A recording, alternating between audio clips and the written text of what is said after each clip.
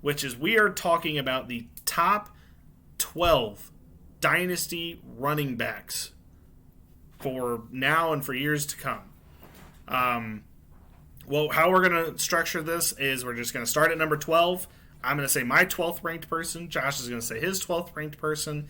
If I have them on my list higher, we're just going to skip ahead and we'll talk about them whenever we get to them. But if neither of us have them, or like if the other one doesn't have it at all, then we'll just sit and discuss the player. Hopefully I described that in a way that makes sense, and hopefully as we get through this, it will also make sense. All right, well, without further ado, who's your 12th Dynasty running back? My 12th ranked Dynasty running back is Josh Jacobs. I, unfortunately, do not have him. He has an honorable mention at this point. So he's one of my I'll tell you my honorable. I have honorable mentions too, but Josh Jacobs is my. So here's why I have him at number 12, and then you can kind of. I'm sure you probably agree with what I'm going to say, but I'm just interested to see where Josh Jacobs goes in the future. I think we've seen exactly what he can be in an offense that features him. And I think whatever team he ends up with, if he does not end up back re-signed to the Raiders, I think that he could be a featured back, wherever he goes. I'm just really excited to see exactly who picks him up at the, in free agency, whatever. Even if he ends up back with the Raiders, I think that he's proven his worth. He's been RB4 on the year, which is a very good part to play in his development. And I think that although we thought they were going to run him into the ground, I don't think his usage has been insane. I think he's been very efficient this season. And so for that, I think Josh Jacobs could even end up being higher depending on – he's only 24 years old, by the way. And I think that he could end up being a top 12 Dynasty running back. I do agree with you. The only reason I did not put him in there is because I'm scared of where he's going to go. And that was the only reason I did not, because if he does go to a team that has, a Michael Carter or another guy that takes away his pass catching, what's really helped him these last 2 years is the fact that he's been very heavily involved in the past. But in the past, they had a guy for that. So that's what I'm worried about. If they already have a Naheem Hines or something, he might just be used as the traditional running back, which in today's league, especially most people play PPR or at least half-point PPR, he would take a hit. But he was literally 13. I did struggle to put him in. Well, can I tell you my hopes and dreams for Josh Jacobs is he ends up with the Bills. He ends up with the Chiefs. He ends up with one of these teams that's going to use him in an appropriate manner. Not only that, but actually needs him on the team. They need a running back like Josh Jacobs on the team. They can have Singletary still there. They can have Pacheco still there in limited value. They can have those guys, but Josh Jacobs needs to be your guy that gets you the yards. Like, that is the guy that you need in there at the end of a football game when you need to get the clock run down. He is the kind of guy you need in there. Yeah, I get it. Well, getting on to my number 12, I have my man Javonte Williams. I have him higher, so okay. You can wait. All right. Well, we'll get into Javonte later. Okay, I'm interested to see who you don't have now. 11 on my list is Ramondre Stevenson of the Patriots. I have him higher, so shut the fuck up, Billy. All right, who do you have at 11? I have Mr. Najee Harris. Don't have him, so no. Go ahead. All right, I get to chat about a little Najee Harris. Okay, so we'll get into those other two. If you didn't hear the beginning, we will be talking about these people. Do not worry. But we are going to go ahead and skip ahead to Najee Harris. And the main reason he's on here is because better days are ahead. There's no way that this man went from an overall superstar last year to nothing this year, which, in honesty, as running back 20 on the year and having kind of an uptick in usage as of late, he's been a decent starter as it is. I mean, you're not excited about the 10 points you were getting. Finally kind of had a breakout with 20 points last week. 27, my apologies, 2 touchdowns and 90 yards. He's actually been averaging pretty good carries all year. The problem is he's not being used in the pass game anymore, which is why he was so good in 2021 with Ben Roethlisberger. I mean, look at that, 19 targets, 14 catches for 100 yards. That's going to boost anyone over the top, even when they have a subpar running game. Jaylen Warren is not a bad backup, but he's not a great backup either.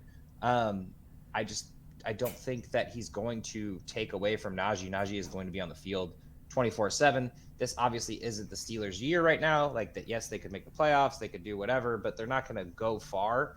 And whether Pickett's the answer or not in the future, they're going to have a whole offseason with him scripted to be the starter. They're going to learn to use Najee the way they used him the year past. And those touchdowns are going to go up. So Najee at the end of the season, especially when it gets cold, is going to be going off crazy. And I wouldn't be surprised to see him as RB10 on the year. If you still have a chance, go trade for him. I don't know if your trade deadlines are passed, but I assume they're getting close. So probably right up against it. All right. My fear with Najee and why I didn't have him ranked was that I haven't liked everything that I've seen from Najee. He's not particularly great at like busting the big play, which he was better at in 2021, but he's just not really had it this year, and it's because of the line. And I'm not really sure, even if you get a great line in there, what is this offense going to look like with Pickett? I don't trust it. If you know Najee Harris is what you got to stop, I don't really see him as like a Derrick Henry level threat to where they're like going to sell out. But I don't know. I just don't trust the Steelers offense, and until they get back to that, I don't know. Well, Derrick Henry didn't start doing ridiculous things right away. It took him time. I mean, Najee Harris. Derrick Henry had 2 years of subpar, running, and then kind of leaned his way into it. He's still the biggest guy on the field. He's gonna get those touchdowns. He's gonna be anytime they're on the 1 yard line, he should be getting the ball. Obviously, we saw Pickens run it in from the 1 the other day. So I'm just saying, Najee, I think he's a no-brainer in my opinion to be in the top 12. I understand the hatred towards him this year, but recency bias is everything. In the offseason, go get him if people are down on him, especially if he doesn't finish the season strong. Yeah, I guess we'll see. All right, moving on to number 10. And this will get to Mr. Javonte Williams, if you want to bring him back up. I think we both really like Javonte. The injury this year was very unfortunate. I don't think it's going to last him very long in his career. He's still quite young. I think this year, if anything, has kind of spelled out why he is necessary on this team, because without him, it's been, Josh, you can admit it, it's been a disaster for the Denver offense. And they're missing their best player, which is Javonte. And I think that him actually getting injured this year has actually risen his value even more. Because now Denver's kind of seeing, well, without Javonte, we're not going to be quite the same offense from here on out. So I think the sky's the limit for Javonte, but for now I'm going to put him at 10. Yeah, I completely agree. I think he's going up. Obviously, he was never going to solve all the problems that are the Broncos. They've had numerous problems with Russell Wilson in general, but Javonte in general, in my eyes, is very valuable even more now because the breakup with Melvin Gordon's happening, and their starting running back is Latavius Murray, and they're sitting there like, damn, what if we just like ran Javonte as a normal running back? How good could we be? I think the lesson's learned. I think the lesson has officially been learned. I think Russell Wilson operates better when he has a Javonte level threat in the backfield with him, and what are we waiting on here? Yeah, and I think that it's just one of those things that we'll learn over time. I think there will be a person to spell him, but I think they're obviously done with Melvin Gordon, so there's not going to be that like same body type running back there. So he'll get the majority of the workload, and then there might be a pass catching back or something. Maybe they'll bring back Boone or Chase I think we would have legitimately had a better version of what Tony Pollard's been this year if he had not gotten hurt. I think that's what because Melvin Gordon would have still been out there, but he's not quite the same, kind of like how Zeke Elliott's been with the Cowboys. And I think we would have kind of seen that from Javonte, and it just sucks that we're going to miss a year of him in his prime because I think he's special. It's been a tough year in general with some of these injuries later in the year. So what sucks is he probably would have been higher on this list had he played this entire season out. Like, that's what sucks. We're putting him at 10. He probably deserves to be in the top 5 if we had kind of got hurt. We're not getting to see him. Like, that kind of stuff just sucks. Yeah, obviously he could have busted into the top 5. I would have probably had him at like 6 or 7, but I still would have had him higher for sure. I completely agree. I just feel like he couldn't. There's people above him on my list now that would not have been there if he had had a good full season. Let's just put it that way. That's fair. Well, good news is we get to talk about the other guy we talked about because I had Stevenson at number 10. Super excited about Ramondre Stevenson finally having the workload. I only had 1 year in there, and they had James White running around. They had Damian Harris still kind of the lead. And I know you love this man because of something about where he went to school. But I think the coolest thing about Stevenson is he showed that there can be a running back one on the Patriots. I think Bill Belichick in his old age is slipping. Obviously, Damian Harris was injured for a while, but like even before and after, he was still doing pretty well. Obviously, he took over really heavily whenever Harris went down. Excited about Stevenson all around. I can't. I mean, the sky's the limit at this point, and I think he at least deserves. He would have been at least an honorable mention if I didn't have him in the top 10. Yeah, well, I mean, Damian Harris is gone after this season. Bill Belichick's not going to sign him back, which is only going to involve Stevenson. I mean, they're probably going to bring in a running back to kind of spell Stevenson, but every time, I mean, any Pats fan that you talk to, whenever you talk about Ramondre Stevenson, they just they know, and everybody should know by now that he is just a reliable, great running back, and I think that I'm just going to say it, he is what Najee Harris should be. That's what Ramondre Stevenson is right now. He is what Najee Harris should be. Yeah, that's fair. I think we're all excited about Ramondre Stevenson. I'm pretty sure even analysts, all analysts around were just like, Ramondre Stevenson's going to be the guy there. Go get him. Don't get Damian Harris. So that's why you listen to some of us sometimes. We have valid opinions. It's true. We can see this stuff coming. All right, what do you got at number 9, Mr. Bill? Number 9 is probably controversial, but I don't know. Breece Hall. I have him way higher, actually. I feel like it's controversial, but yeah, okay. He's at 9. I think he could be a little lower, but once again, just the sheer talent we saw. We'll get into him shortly. I have someone who you probably don't have, Mr. Austin Eckler. No, I have Eckler. He's higher for me. All right. Oh, I'm interested to see who we don't have then. Like if this is how, because there's somebody that's going to be missing from one of our 2 lists that we have higher than that. I know one person that you're going to be mad about, but we'll get into that. Okay. Well, number 8 then is Dameon Pierce. Pretty sure I have him. Nope, I actually have him at 8. So we agree nailed on it. This. Nailed it. Well, all right. So Dameon Pierce, obviously, I think we both really love Dameon Pierce. We've loved him. I've loved him since the Senior Bowl. I literally texted you. Me and Joe were texting you about this guy, and we could see it immediately with him. And I know there was a lot of skeptical people in the offseason that were like, well, could he do this? Could he do that? He's proven and checked every box that you could possibly have for him. Not only has he checked every box, he's done it well. He's doing it on the worst team in football right now. And he looks like he is a top 15 running back at this point. So for sure. And the thing is even in an off game, he still looks really strong, really special. Somebody that you're going to want to acquire on your team. Like, if you have anybody out there that, maybe thinks that they can move up to get, say, a Najee Harris, maybe they don't think that the value is equal, go get Dameon Pierce. Trade away your Najee Harris for Dameon Pierce. That is a very valid trade, and you're actually probably winning that. Dameon Pierce has got a long, career ahead of him with Houston, and any coach that they bring in, because Lovie Smith is not going to be the coach next season most likely, any coach they bring in is going to see a Dameon Harris and use him in a very good capacity that's going to be good for fantasy points. Yeah, no, Dameon Pierce is going to be phenomenal for the future. I would like to see him involved a little bit more in the passing game, and it's not even really due to Rex Burkhead being involved in the passing game because he's not really involved, but we will see with this quarterback switch this week what the usage will be like. Maybe Pierce will get a little bit more out of the backfield, but he's going to be heavily involved. He's really their only player, so true. It's pretty sad. All right. Number 7. Yeah, number 7. Go ahead, list her off. Travis Etienne. Have him a little bit higher. Wow. Okay. Yeah. So, who's your number 7? So I have Mr. Nick Chubb, and I have him higher. Oh, all right. Never mind then. I was going to defend this it. Is kind of this is, dude. I swear, there's somebody that we're going to have on our list that we're going to be missing. I already know it. All right. Well, get in. I'm interested to see who it is. All right, number 5 for me, number 6 for me is Austin Eckler. Okay, we can talk about Eckler now. That's fine. Okay, so my number 6 being Austin Eckler. This offense is still going to be amazing. They still have yet to bring in a running back. Here's the thing. They did bring in a running back, Isaiah Spiller. Guess how much usage he's gotten?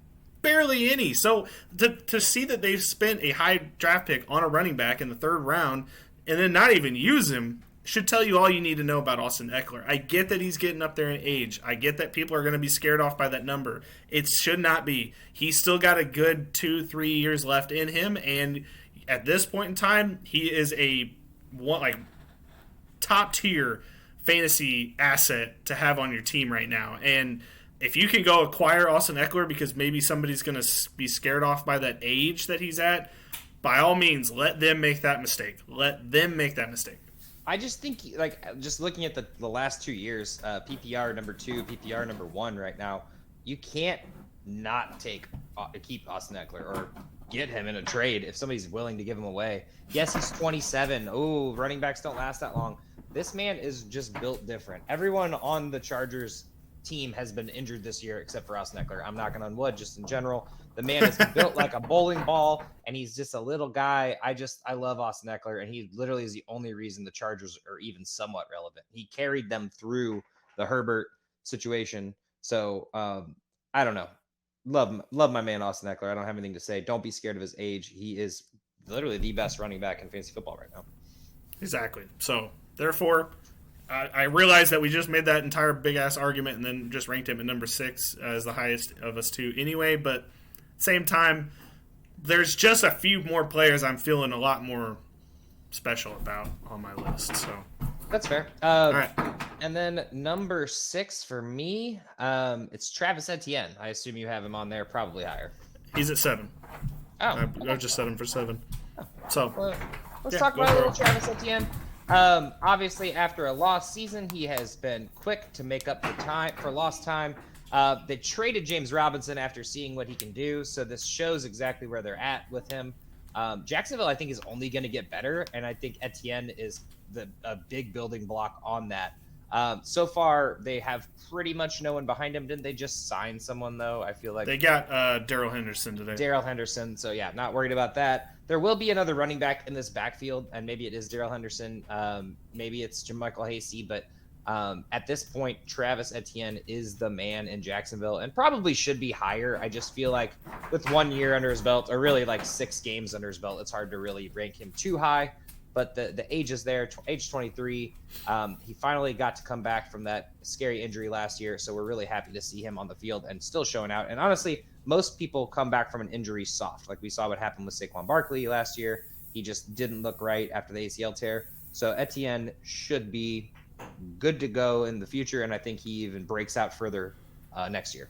Well, here's the thing: that if I obviously am never wishing an injury on any player, but if you're gonna get injured, the first year before you've even played a game is kind of the perfect time to do it because your rehab is going to be done in a world-class facility, NFL facility. You're going to get access to the best doctors in the world to get you back into place, and I mean he does not have any problems or side effects, it appears, from that injury. And by them bringing in Darrell Henderson actually makes me think that they're way more trusting of him possibly in the future anyway, because if they didn't bring someone in like Darrell Henderson, I was going to think, okay, they may be headed to the draft to draft somebody maybe in the 3rd or 4th round just to get in there, kind of spell him out a little bit, not to maybe use him as the full workhorse. If they bring in Darrell Henderson and maybe they keep him past just this year, I think that means that Travis Etienne is the guy that they plan to use in a heavy workload from here on out. I mean, they still might get another running back too, so I don't think that that's out of the question. I think they probably do find one in the draft or in the offseason, but it's not going to be a big name guy. It's going to be more of a spell. Well, that's what I'm saying. Like now it could be a 5th or 6th round player rather than maybe a 3rd or 4th. Yeah. So we're excited about him. Can only go up at this point. So, Bill, who do you got at number 5, I believe is where we're at? Number 5 is Christian McCaffrey. Oh, I actually have him higher. This is fun. This is crazy. Okay. I feel like we're missing something, and it feels like we're missing something. I don't know. Maybe this is just how it was going to be. But anyway, who do you have it? Who do you have at number 5? Wouldn't have Christian McCaffrey on there, which that's fun to make the argument for. But I have Kenneth Walker at number 5. Wow, I have him higher. So I guess we're just gonna keep going higher and higher. Well, eventually we got to get to these guys. But number 4, I have Mr. Saquon Barkley. I have him higher. And you know what? Number 4, I have Mr. Christian McCaffrey. So we can talk about him. How about that? Is that okay?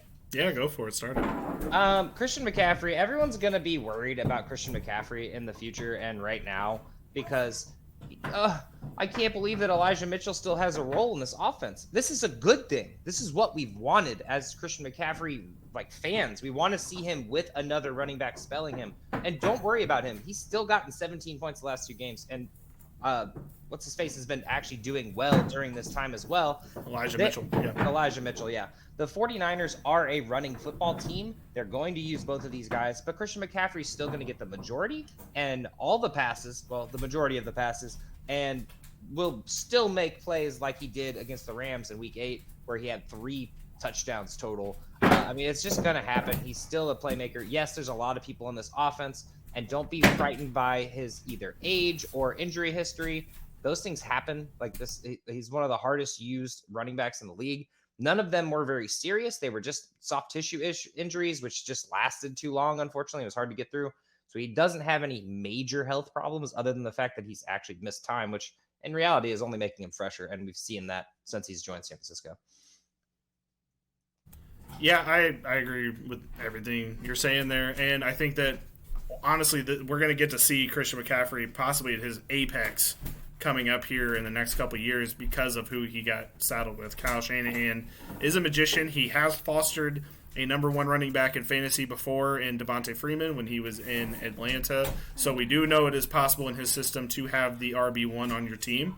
And I think Christian McCaffrey is going to be everything that he's wanted in a running back added to his team. I'm glad they made that trade for him because it's honestly vaulted his value. If he stayed with the Panthers, I probably would not have had him on this list, or he would have been much lower. But with him being in San Francisco, you want to talk about one of the best situations in football. That's being with the 49ers right now. I actually really didn't want him to go to the 49ers at first, but looking back on it now, it's only going to get better for McCaffrey. Fantasy-wise, it's good. Oh, yeah. No, it's great. I love Christian McCaffrey. I'm happy to see him on a winning team again. For sure. So, all right, on we go to number 3. 3, which is... Nick Chubb. Nick Chubb. Let's talk about Nick Chubb. All right. Originally, I wasn't going to have him this high because the Deshaun Watson of it all scares me to think that this offense, how it's going to work and everything. I'm not quite sure how he's going to be utilized in this offense. Kevin Stefanski has a run-based scheme, which has kept Nick Chubb relevant. He has been the focal point of this offense. But if you get a player in there that's worth $250 million, Josh, it's kind of hard not to think that's going to be the focal point of the offense. Now, Nick Chubb can catch passes, but he's probably not the best player to do that. Kareem Hunt would be, or whoever pass catcher they bring in. I think the passing game is going to vault up quite a bit. So I know I'm talking badly about Nick Chubb, but the talent of Nick Chubb still ranks him that high. And possibly if they do the run-pass option and run it very well, I think that could vault Nick Chubb up even higher than he's been. So it's kind of one of those I can see it going completely south. I can see it going completely north, but I guarantee it will not be in the middle. I actually really don't see it going south because there's 2 reasons. Because Deshaun Watson has literally never had a running back, and so there's never been a chance to be like, don't know then, there is a running back there that can actually shoulder some of the workload. And also, Deshaun Watson hasn't played in 2 years. So at this point, that's true. We don't know what we even have. So I can't imagine week 1, if you picked him up off waivers or you kept on hold on to him this whole time and you're expecting to start him the first game, you're crazy. Could it work? Sure. But it's not going to, more than likely. You're going to want Nick Chubb in there still because the ball is going to go. Well, not for this season, but if it doesn't go well with Deshaun Watson, with Stefanski, I cannot see how they keep Stefanski. And if they get a new coach in there, we have a whole new philosophy, and it might not be a running philosophy. You are absolutely not getting rid of Nick Chubb, so it doesn't matter. You're not getting rid of Nick Chubb. You're just maybe not using him as much. If it goes downhill, they're stuck with Brissett, or they go find another fill-in quarterback, and then they're back where they're at with Nick Chubb. So, no. That's true. I ranked him number 3 because I believe in talent, and talent is always going to win in this sport. And that's how everybody should view, especially the running back position, because that's kind of the one where talent matters the most. You can't really be fluky because, wide receivers, you can blame the quarterback. Quarterback, you can blame the wide receivers. Running back, you can kind of blame the O-line, but good running backs can get through that bad O-line and make something happen. Yeah, no, super excited about him in the future. I kind of called this in the offseason. I was excited to see him actually come to fruition and him actually do this. So it's exciting for me and everyone, really. And then we actually chatted about this guy. I think you had him a little lower than me, but I had my man Breece Hall at number 3. There's just the man changed the Jets, and the Jets have changed since he's been gone. I understand he is on injured reserve and he's not playing this year, but I think we see a very similar Travis Etienne style breakout next year. I hope that they have a new quarterback because Zach Wilson is just complete trash. So we will look forward to seeing Breece Hall in the future. Speedy recovery to him, and we're hoping that all goes well. The Jets do still have really valuable pieces on offense, and I think with Michael Carter still there and James Robinson, I don't know what they'll actually end up doing. More than likely keep Michael Carter, which was working pretty well. Breece Hall should have a great workload in the future, and I think that there's no reason for him not to be in the top 5. No, I think I made an obvious mistake putting him way too low on the list. But, yeah, no, I agree. Breece Hall has everything in front of him. We kind of thought he was going to have a role like this when he came out of Iowa State. He went lower than I expected. I expected kind of him to go in the first round. I think we both kind of talked ourselves into that by the time the draft started. And would it have been a mistake? No. The Bills could really freaking use a guy like Breece Hall right now. But instead, now he's getting with the Jets, and that's just kind of how, his situation's gone. But he has been the bright spot for the Jets this season. And, yeah, his future is bright as all can be. Yeah. Good to hear. What do you got for number 2? Number 2 is Ken Walker. Ken Walker, we can bring him up now. Seattle. He is allowed to be brought up now. So here's the main reason is that Seattle is a good place for a guy like Ken Walker to thrive. They've really, when they had Chris Carson back in the day, when they had Marshawn Lynch back in the day, they've always fostered a good environment for running backs. And as long as Pete Carroll's there, the running back position is never going to go away. And the thing I've liked about Ken Walker this year is he can do the touchdown, he can do the explosive touchdown run. Sometimes you'll just look at your ESPN app and there'll be a 70-yard touchdown or 65-yard touchdown from Ken Walker. And if you have a running back like that that's doing that consistently, that is the kind of player that is special to have on your team. And I just think Ken Walker is going to be the face of the running back position, within the next 2 or 3 years. Yeah, no, it's phenomenal. It's going to be great for him. The only reason I actually could make the argument that Dameon Pierce is the better running back. It's hard to argue whenever, Kenneth Walker's on a better team, but I would probably have Pierce up there if their plan was in place at this point. Seattle actually looks pretty decent. What they're going to do is they're going to draft a quarterback with probably Denver's first round pick, which will be fun. But Geno will still be there, so I don't know what they'll do, but I love Ken Walker at this point, and it is his backfield for the foreseeable future. For sure. All right, who you got number 2? I have probably your number 1 because the way things have been shaken out. I have Saquon Barkley at number 2. I had him lower, so talk about Saquon. Oh, you had him lower? Oh, we already talked. I forgot that you already had. Yeah, Saquon. I had Saquon at 4. Oh, well, my apologies. I could not pass up having Saquon in the top 2. He is arguably the best running back in the game. I understand that it's not exactly perfect. He doesn't catch as many balls as, let's say, Austin Eckler. But this man coming back probably will be at least in the argument for comeback player of the year after they'll probably be – never mind, it's Geno Smith. I don't know what I'm talking about. But anyway, Saquon just in general is the true running back, and I think that's what's great about him. The touchdowns aren't super high because he plays for the Giants and the team's not good, but the team runs through him. So if the team's good, it's all because of Saquon. If Saquon's good, most likely the team's good. So going to see it for the long time. Only 25 years old. Come off that injury pretty well these last 2 years, kind of leaned back into it, and he looks just like he ever did. So, yeah, honestly, the problem with Saquon has always been we just wanted to see him healthy, and we never could quite get to that point. And seeing him healthy is it's so special to see from him. And, he started the original Penn State running back run. Miles Sanders has, come out of Penn State as well. There's more running backs coming out of Penn State. And I just really have loved everything about Saquon Barkley in the league. And it's just a matter of injuries for me. And, being at number 4 for me is not that bad. Honestly, it's still pretty darn good. And yeah, I think Saquon Barkley, we'll see what happens with the contract situation and everything, but I think that, yeah, as long as he's on the Giants especially, he's going to be featured there, and I think, he's going to have a Derrick Henry-esque rest of his career. Yep, I think we all agree. And I just want to go ahead and specify before we get to this last one, which I think we have the exact same person. Yes. I want to talk about how we did not actually exchange these beforehand. We did not. And we actually only varied on one, and that was me. I put Najee in, and you put Josh Jacobs in. So right. Obviously the numbers were a little different. It's pretty crazy, honestly, because we're going to get to the honorable mentions at the end, and I'm kind of surprised you didn't have a couple of these guys, but we'll see. I have them written down as my honorable mentions, and will defend that as well. But let's get to number one overall. Drum roll, please. It's still Jonathan Taylor. Yep. Stop. It's still Jonathan Taylor, guys and girls. Guys and Jonathan gals. Taylor broke out in a huge way in his sophomore year, but his rookie year was no slouch either. And I understand this is a terrible team, and they just keep. And yes, they almost beat the Eagles, sure, for all those people out there. I will talk about it later. But just in general, this is a terrible team. They need a quarterback. They know that, and they're not going for a veteran anymore. And they're learning as Jeff Saturday comes in that, hey, shit, maybe if we run the ball, this team can be good. And guess what they've been doing? Billy, what have they been doing? They've been running the football, Josh. Mm-hmm.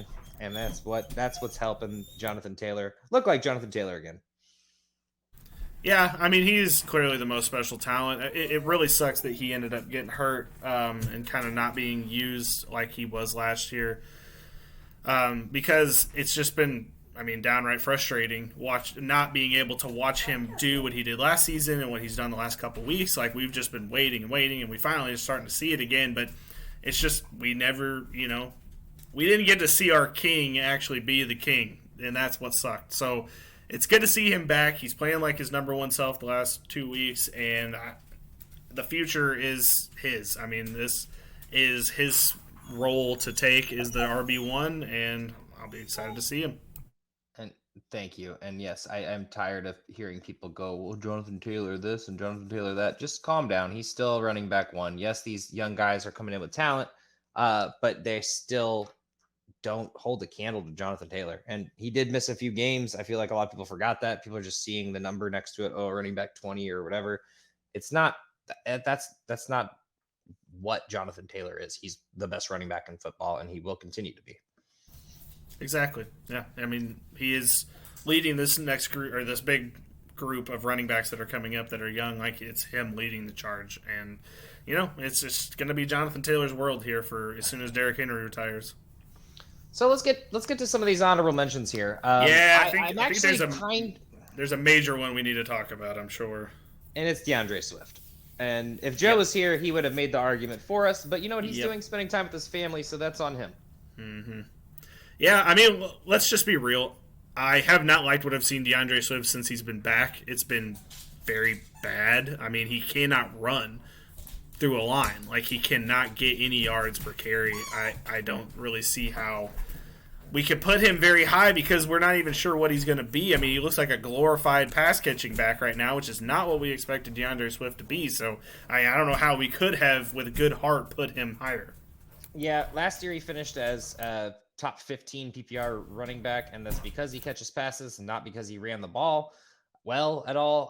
There were some touchdowns there, but the touchdowns have completely regressed. His workload is now 10-ish carries a game. Jamal Williams is leading the backfield, which I think is not shocking to all of us, but it's almost like, why isn't Swift just resting at this point? And I do expect him to crack the top 12 sooner rather than later, but I just couldn't in good faith put him above some of these other guys who have the talent right now and are playing right now. I'm not trying to be recency bias, but DeAndre Swift has never finished above top running back 15. And at the moment, it doesn't look like that's happening anytime soon. So that's my problem with DeAndre Swift. I think he's a great buy low candidate in Dynasty, though. The best thing for him would be if Jamal Williams didn't come back, but I don't see how Detroit could not try to bring Jamal Williams back after the kind of tear he's been on this season. He scored multiple touchdowns in, 3 games, I think, so far, and just you have a great running back. Why just get rid of him just so you can maybe have DeAndre Swift be great. Like, it doesn't make any sense to work it out mathematically like that. So if I was them, I would just keep Jamal Williams and just, leading the league in rushing touchdowns right now. You just can't pass exactly. How could you possibly get rid of him in favor of DeAndre Swift, who we don't even know if it'll ever happen for him? So. Yeah, and then the other 3 honorable mentions that I would like to at least mention, and they kind of all fit in the same category. It's Kamara, Cook, and Joe Mixon. Joe Mixon has taken just a complete downturn on his production. Obviously, he had that 5-touchdown game, and he's been injured a couple games here and there. But overall, I can't say he doesn't seem to be part of the game plan, because he is part of the game plan. He just doesn't seem to be doing anything, and that's kind of what we expected last year with him, with the bad offensive line. But he did fine last year, and this year he just looks back to what we thought he would be. And then Cook and Kamara, nothing against the two. They are aging slightly. Kamara and the Saints are a disaster, and Cook, I just feel like inevitably he's going to be replaced sooner rather than later. It's sad, but it's part of the life. Well, Kamara, the big problem is he's got an impending lawsuit in this offseason where he may actually go to jail. I mean, he'd probably buy his way out of it, but we don't exactly know how that suspension's going to go. Probably not going to be very useful, so it's hard to rank somebody in Dynasty when you know darn well they probably aren't going to be there for at least half the season next year. And then my other one, other than the 2 that you just mentioned, because yes, Mixon, he should probably be in the 12, but it's hard to put him in there.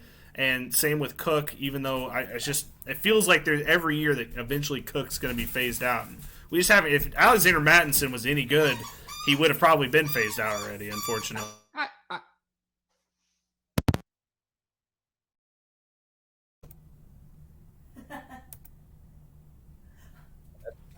Here? Yes. Okay. I apologize. Cook, I feel like will get phased out eventually, but I don't think that it's Madison by any means. Yeah, exactly. They're going to draft somebody, and he's going to get phased out. I don't think it could happen this season. I mean, for all intents and purposes. But the 2 or 1 that I wanted to mention that we hadn't gotten to is Khalil Herbert for the Bears. I think that there is some real value there with him, A, being young, B, David Montgomery not coming back. I just think that, like, Chicago is going to need a running back like Khalil Herbert, and I was really loving what I was seeing from him in the times that he got to see the full workload, and then just his vibe with Fields. It felt good, and I think of this offense, which next year I think is going to be one of the highest scoring offenses in the league. I think that him being a part of that is just going to lead to good fantasy value, and I still think he's a buy low, but not necessarily maybe a top 12. I think there's an option for it. It was hard for me because there was still 5 people that I did think about Herbert, and I couldn't put him in there. Yeah, it just couldn't happen. And then, like, I know there's going to be one guy out there that's probably shaking his fist about Rachaad White. I get it. Leonard Fournette's probably gone, and he's going to take over, but we can't do it. You can't put him in the top 12. If we kept going, sure, we could put him at. It's not like 16 or just 15. Because they're a rookie and they came in and they have looked decent. They can't just make the top 12. Like, you have to, I don't know. You have to show something of value for us to put you up that high.